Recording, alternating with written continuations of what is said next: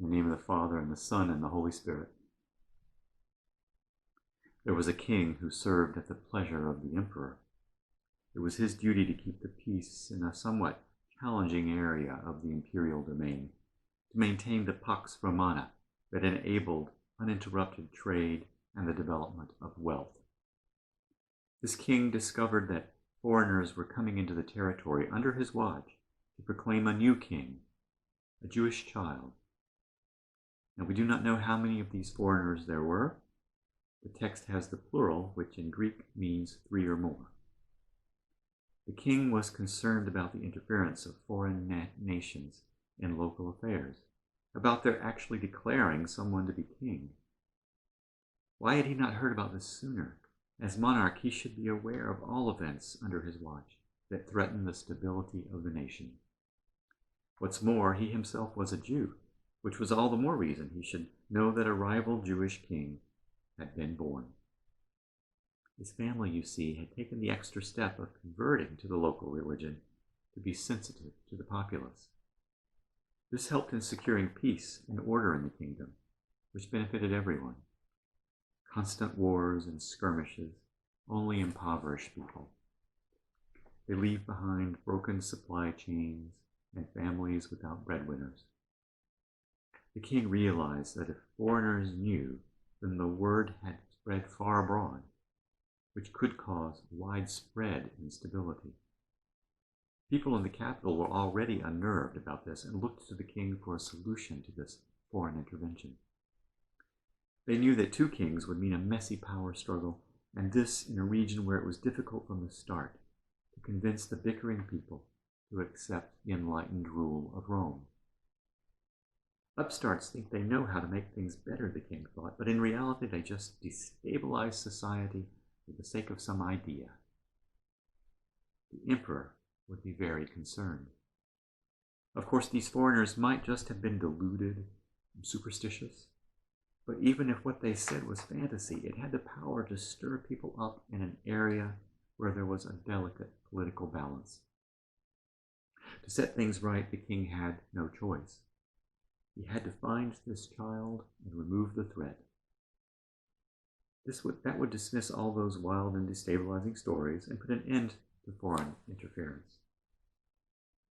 But those foreigners were sneaky, and they returned by another route so that the king would not be able to locate the baby.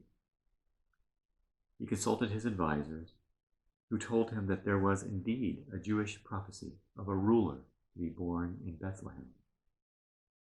He tried to avoid it, but this left the king with only one option to preserve the peace. He had to order the killing of all the male children born around that time in Bethlehem. Peace and prosperity would be preserved in the region, a win for everyone in the kingdom and even the empire. The king's reasoning was all perfectly logical, but logic is not necessarily built upon truth.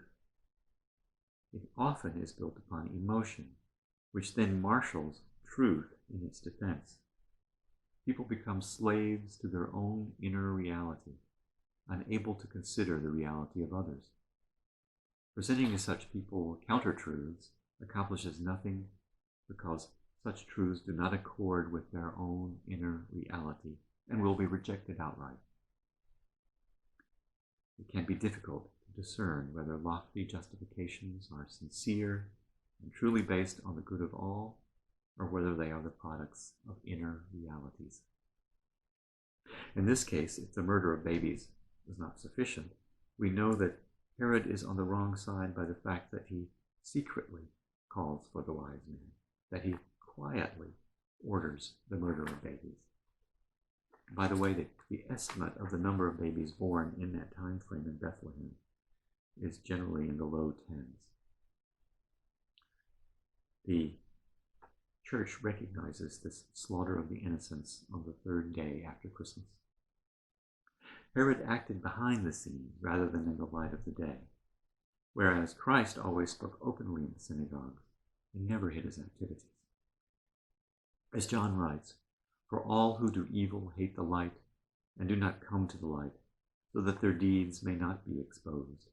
But those who do what is true come to the light, so that it may be clearly seen that their deeds have been done in God.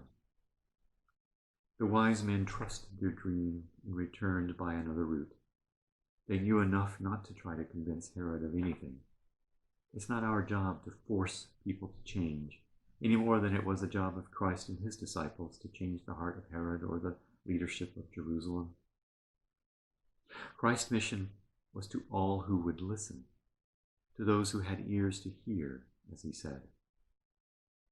I suspect that many believe the Herods of the world, or at the very least want to convert them into disciples, but this is impossible. To the extent that we can, without being hurt ourselves, we must allow people to take their own paths and let them learn from their own mistakes.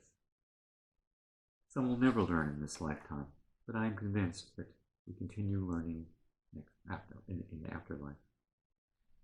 Rather than exhausting ourselves trying to change such people, we must work instead with those who are able and willing to see outside themselves. Accepting this allows us to focus on what is important. Otherwise, we are much like Herod, simply justifying what makes us feel good as the only reasonable course of action.